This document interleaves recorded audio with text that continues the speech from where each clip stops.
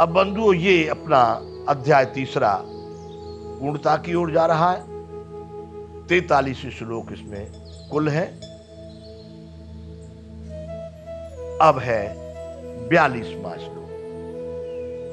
भगवान कह रहे हैं,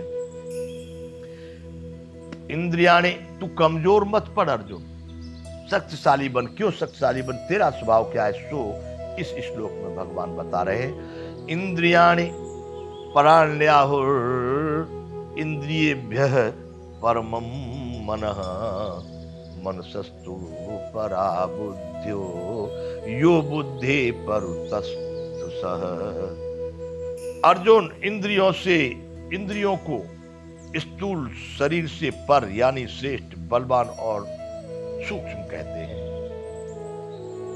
हम इंद्रियों के विषय में कह चुके हैं, बार बार कहते हैं। जिन लोगों को समझ नहीं है वो फिर समझ लें। इस शरीर में इनको दरवाजे कहा गया है, खिड़की कहा गया है। 10 इंद्रियां हैं, 5 ज्ञान इंद्रियां हैं, 5 कर्म इंद्रियां हैं। बार बार इंद्रियों की बात आती है। हाथ, पांव, मुंह, गुदा, उपस्थ, आंख, नाक, कान, त्वचा, रसना, ये 5 ज्ञान इंद्रियां, वो 5 कर्म इंद्रियां हैं। इसलिए भगवान यहां कहते हैं, ये शरीर जो आपका पूरा शरीर दिख रहा है, इससे जो इंद्रियां हैं, आंख, नाक, कान, त्वचा, ये बहुत सूक्ष्म, बलवान और इनसे अत्यंत दूर हैं, अत्यंत पर हैं। इनको पाना, इनको पकड़ना, इनको नियंत्रित करना, ये बस की बात नहीं है साधारण लोगों की। भगवान ने कहा, इंद्रियाणि प्राण्याहुर इंद्रिय परमं मनः मनसस्तु परा बुद्धे यो बुद्धि पर तत्व सह। जो बुद्धि से भी अत्यंत परे है, शरीर से, स्थूल शरीर से पर और सूक्ष्म और बलवान इंद्रियां हैं, और इंद्रियों से भी बलवान और परे और जो सूक्ष्म है वो मन है।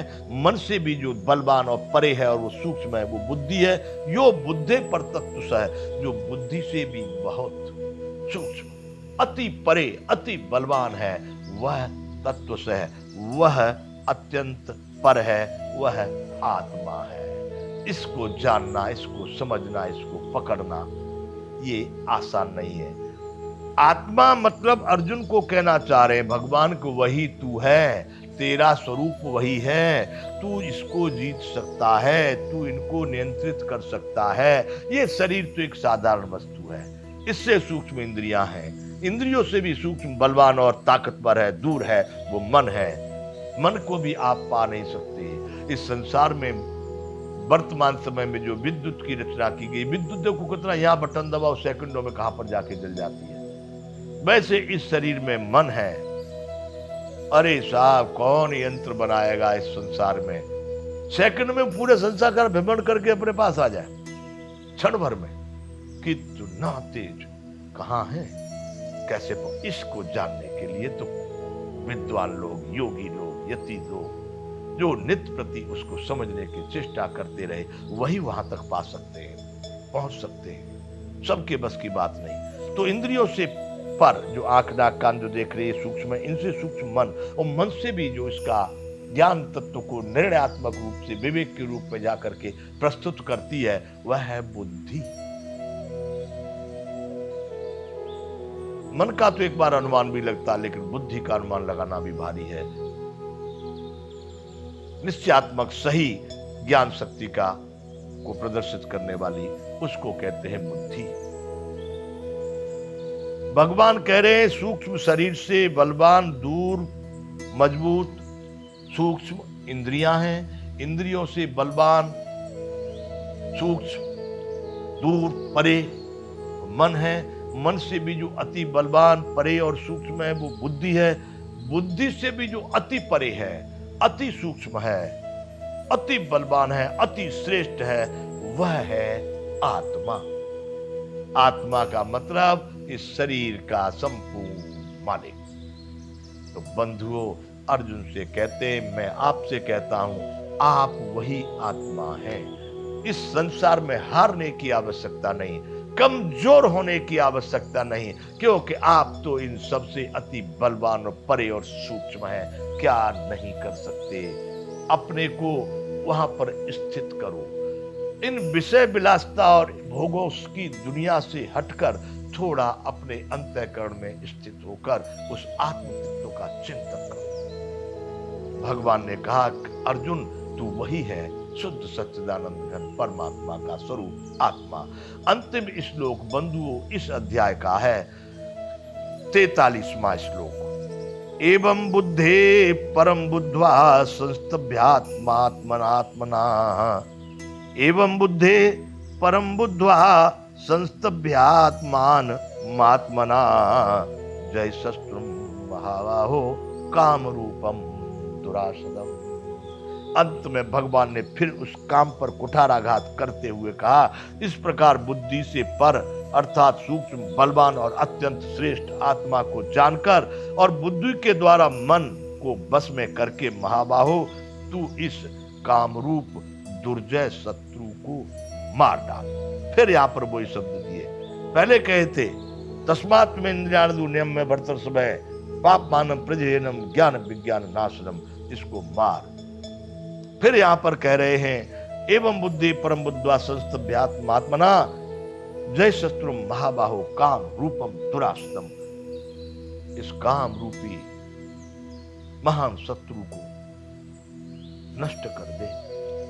कैसा सोच करके? तू शुद्ध सच्चिदानंद घन परमात्मा का स्वरूप आत्मा है, बुद्धि से भी अत्यंत परे, अति सूक्ष्म, अति बलवान, श्रेष्ठ। अरे मन बुद्धि को भी नहीं मानव समझ पा रहे तो आत्मा तक समझना, तू वही स्वरूप है। इसलिए अर्जुन अपनी बुद्धि के द्वारा मन और इंद्रियों को वश में कर। इन सब का नियंत्रण करता बुद्धि है। जो बुद्धिमान धीर पुरुष कहते हैं, धी बुद्धि को, मति बुद्धि को। जो लोग अपने शरीर के योग के माध्यम से नित्य प्रति चिंतन करते हुए उन योगिक क्रियाओं को करते हुए इस शरीर को समझ लेते हैं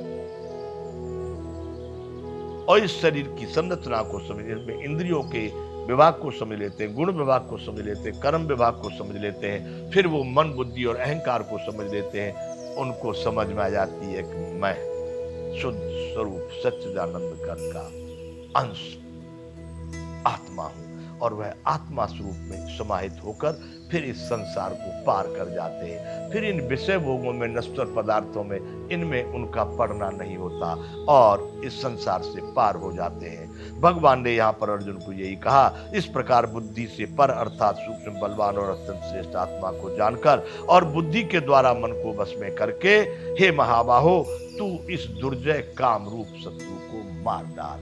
बंधुओं, आप शुद्ध सच्चिदानंद परमात्मा के स्वरूप आत्मा है, उसी में स्थित होकर सर्वथा आनंदित रहिए। यहाँ पर हम इस अध्याय को पूर्ण करते हैं। तीसरा अध्याय पूर्ण होता है, यहाँ विराम करेंगे। जय विश्व।